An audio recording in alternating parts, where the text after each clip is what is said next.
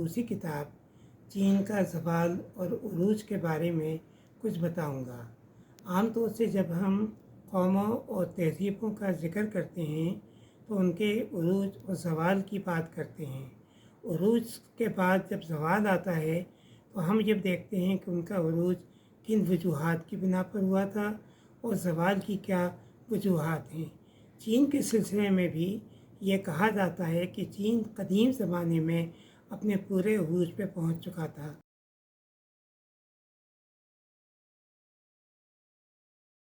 اس کی تہذیب میں نئی ایجادات ہوئی تھیں، ان کی اپنی دولت تھی، اپنی شان و شوکت تھی، انہوں نے بڑے بڑے محلات تعمیر کیے تھے،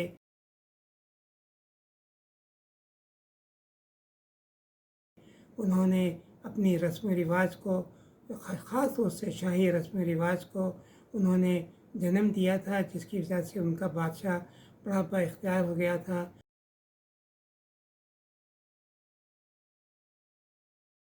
اور ان کی توکر شاہی جو ہے وہ بڑی پاورفل تھی، اور ان کے فلسفے بھی، جن میں کنفیوشس کا نام خاص طور سے قابل ذکر ہے، اس کا فلسفہ پورے چین کے معاشرے کے اوپر چھایا ہوا تھا۔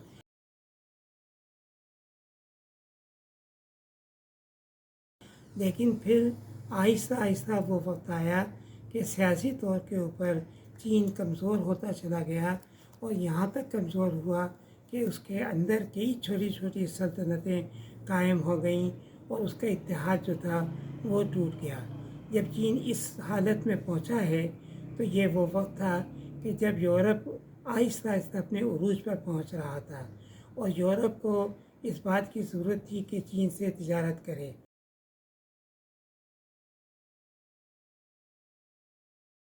کیونکہ چین سے اس کو دو چیزیں چاہیے تھیں، ایک تو سلک چاہیے تھا اور دوسرا پورسلین۔ سلک جو ہے قدیم زمانے سے چین سے جاتا تھا یورپ تک جاتا تھا، رومن پیریڈ میں بھی، اور عورتیں جو تھیں سلک کے لباس کو بہت زیادہ پسند کرتی تھیں۔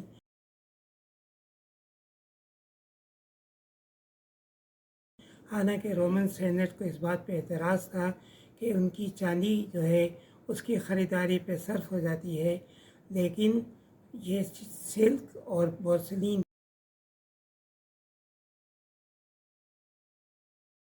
دونوں کی ڈیمانڈ جو تھی یورپ کے ملکوں میں تھی۔ لہٰذا جب انہوں نے تجارت کرنا چاہی تو چین نے کہا کہ آپ ہم سے تو تجارت کر رہے ہیں، لیکن آپ کے پاس ہمارے دینے کے لیے کچھ بھی نہیں ہے۔ آپ کے پاس کیا صنعت ہے، آپ کے پاس کون سی ایسی چیز ہے جو آپ ہمیں دینا چاہیں گے؟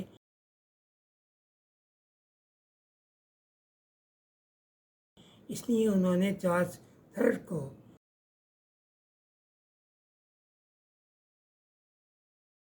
یہ خط لکھا چین کے بادشاہ نے کہ آپ اپنے سفیروں کو یا تاجروں کو یہاں نہ بھیجا کریں اتنی دور، وہ آ کے بلا وجہ پریشان ہوتے ہیں، کیونکہ آپ کے پاس کچھ دینے کو کچھ نہیں ہے، اور ہم نہیں چاہتے کہ ہم آپ سے کوئی تعلقات بڑھائیں، لہٰذا آپ اپنی جگہ رہیے، ہمیں یہاں پر رہنے دیجیے۔ لیکن اس کے باوجود جو ہے یورپی تاجر جو ہیں ان کا اصرار تھا کہ چین سے اپنے تعلقات کو بڑھائیں، اور خاص طور سے یہ اصرار یورپ کے تاجروں کے ساتھ ساتھ ہندوستان میں جو ایسٹ انڈیا کمپنی کے تاجر تھے ان کا بھی تھا کہ وہ بھی چین سے تجارت کرنا چاہتے تھے۔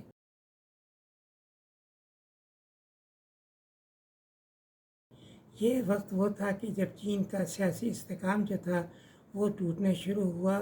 ہان پیریڈ کے بعد وہاں پر جو منگ پیریڈ آیا، منگ پیریڈ کے بعد منچو پیریڈ آیا،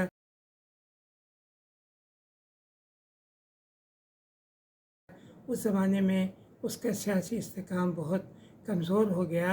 اس کمزور ہونے کی وجہ سے اب یہ تھا کہ یورپی تاجروں نے اس سے فائدہ اٹھایا۔ سب سے پہلے تو ہندوستان کے جو ایسٹ انڈیا کمپنی کے تاجر تھے انہوں نے یہ کیا کہ انہوں نے بنگال کے اندر افیم کے کارخانے بنائے،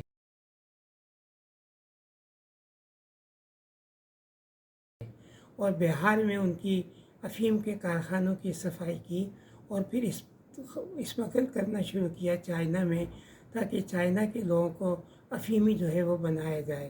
چائنا میں ایسے ایجنٹ موجود تھے جو چائنیز تھے، انہوں نے اس اسمگل شدہ افیم کو چائنا کے اندر پھیلایا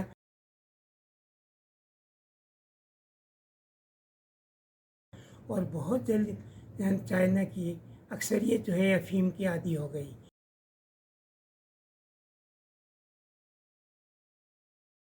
اس کا نتیجہ یہ ہوا کہ چائنا کے لوگ افیم کی خریداری میں اپنا پیسہ خرچ کرنے لگے، اور جو پیسہ وہ افیم کی خریداری پہ خرچ کرتے تھے، ایسٹ انڈیا کمپنی پھر اسی پیسے سے سلک اور پورسلین خرید لیتی تھی، جو ایک طرح سے ان کو بالکل منافع بخش تھا، جس میں ان کو کامیابی ہو جاتی تھی۔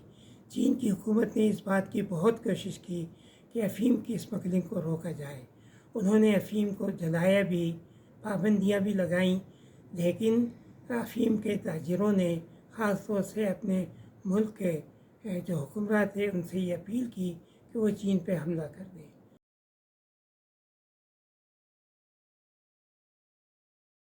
چنانچہ انگلینڈ نے اپنی نیوی کے ساتھ چین پہ حملہ کر کے اور ان کو شکست دی۔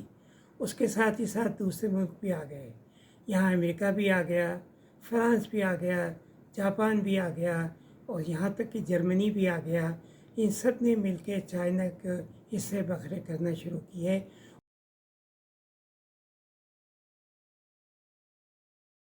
اور چائنا کی بندرگاہوں پہ قبضہ کرنا شروع کیا۔ خاص طور سے انگلینڈ نے ہانگ کانگ کی بندرگاہ، جو چین کی خاص بندرگاہ تھی، اس کو 90 سال کی لیز کے اوپر انہوں نے لے لیا۔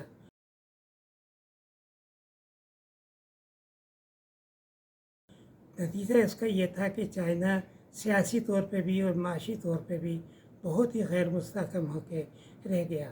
اس مرحلے پر چین کے دانشوروں نے اب یہ سوال اٹھایا کہ ہم جو اس پوزیشن میں ہیں، اس کا حل کیا ہونا چاہیے۔ چنانچہ اس کے 3 حل جو تھے وہ نکالے گئے۔ ایک حل جو تھا وہ یہ تھا کہ ہمیں دوبارہ سے اپنے قدیم نظام کی طرف جانا چاہیے، یعنی کنفیوشسزم کی طرف جانا چاہیے، آباء و اجداد کی پریکٹس کی طرف جانا چاہیے، قدیم روایات کو دوبارہ سے واپس لانا چاہیے، کیونکہ یہ ہم ماضی میں ان کا تجربہ کر چکے ہیں، اور ان کے ذریعے ہم دوبارہ سے اپنی پرانی طاقت یا قوت کو بحال کر سکیں گے۔ دوسرا جو گروہ تھا، اس کا یہ کہنا تھا کہ نہیں، ہم قدیم چیزوں کو واپس نہیں لا سکتے ہیں۔ اس کا حل جو ہے وہ یہ ہے کہ ہمیں یورپ کی طرح سے ماڈرن ہونا چاہیے، ہمیں جدید اسلحہ بنانا چاہیے، اور جدید اسلحے کی تربیت حاصل کرنا چاہیے، اور اس کے ذریعے سے ہمیں یورپ سے مقابلہ کرنا چاہیے۔ اور اس کے ساتھ ہی جو یورپ کی روایات ہیں، جمہوریت ہے، اور جو یورپ کے ادارے ہیں، ان کو اختیار کرنا چاہیے، یورپ کی تہذیب کو اختیار کرنا چاہیے۔ اچھا، تیسرا گروہ جو تھا، اس کا کہنا تھا کہ یہ بھی حل ہمارے لیے قابل قبول نہیں ہے، اس کا حل جو ہے وہ سوشلزم کے اندر ہے۔ سوشلزم کے ذریعے سے ہم نہ صرف یہ کہ اپنے ملک سے طبقاتی تقسیم کو ختم کر دیں گے، نہ صرف یہ کہ ہم یہاں پر امیر و غریب کے فرق کو ختم کر دیں گے، نہ صرف یہ کہ ہم فرسودہ روایات کا خاتمہ کر دیں گے، بلکہ ہم نئے سرے سے اپنی قوم کی تعمیر جو ہے وہ کر سکیں گے۔ تو یہ 3 حل تھے۔ نتیجہ اس کا یہ ہوا کہ پہلے دو حل جو تھے، یعنی قدیم روایات کی بحالی، اس کے اوپر کام کیا گیا، ناکام ہوا۔ پھر جدید یورپ بنانے کا عمل شروع ہوا، وہ بھی کامیاب نہیں ہو سکا۔ پھر تیسرا جو تھا وہ یہ تھا کہ یہاں پر سوشلزم جو ہے وہ لایا جائے، یہاں پر کمیونسٹ پارٹی جو ہے بنائی گئی۔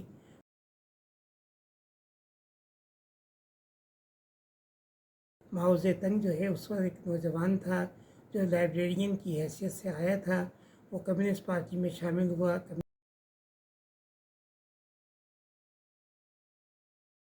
اور روس کی مدد سے کمیونسٹ پارٹی نے پھر کوشش کی کہ چین کے نظام کو بدلا جائے، بادشاہت کا خاتمہ کیا جائے۔ چنانچہ ہوا یہ کہ اسی دوران جاپان نے چین کے اوپر حملہ کر دیا، اور جاپان نے حملہ کر کے بہت ہوریزی کی، نانکن کے اندر قتل عام کیا۔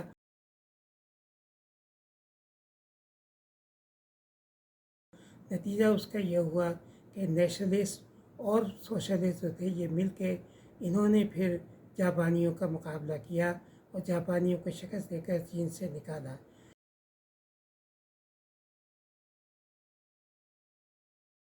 اس کے بعد دوسرا مقابلہ جو تھا وہ خود نیشنلسٹوں اور سوشلسٹوں میں ہوا۔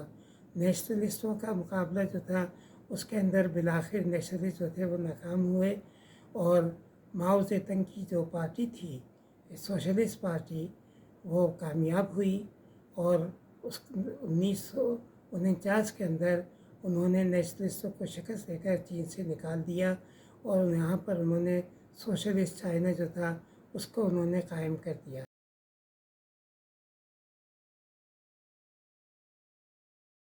ماؤ زے تنگ نے سوشلسٹ نظام کو قائم کرنے کے بعد جو کام کیا وہ یہ تھا کہ طبقاتی نظام کو ختم کیا جائے اور ایک ایسے نظام کی بنیاد ڈالی جائے جس میں لوگوں کو بنیادی حقوق حاصل ہوں، اور پرانے اور فرسودہ جو روایات باقی رہ گئی تھیں ان روایات کا خاتمہ کرنے کے لیے 1960 کی دہائی میں اس نے کلچرل ریولوشن کی ابتدا کی۔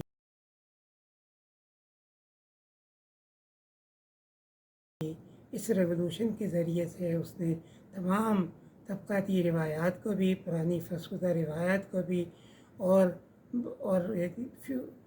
پرانی یعنی اینسسٹرل ورشپ جو تھی، آبا و اجداد کی پرستی جو تھی، سب کا خاتمہ کر کے چائنا کو بالکل نئے سرے سے اس نے تعمیر کیا۔ نتیجہ اس کا یہ ہوا کہ آج چائنا کی حکومت میں دیکھا جائے تو وہاں غربت کا خاتمہ ہو چکا ہے۔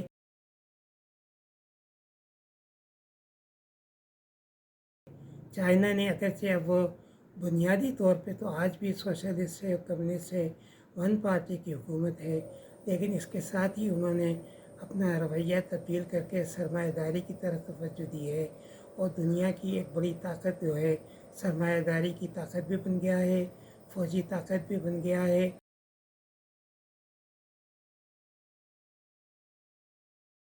اور وہاں پر انہوں نے جس نظام کو رائج کیا ہے اس نظام کے اندر اب کوئی طبقاتی تقسیم نہیں ہے، کسی کا استحصال جو ہے وہ نہیں ہے۔ تو یہ وہاں پر سوشلسٹ اور کمیونسٹ ریولوشن کے وجہ سے پیدا ہوا، جس کا بانی ماؤ زے تنگ تھا۔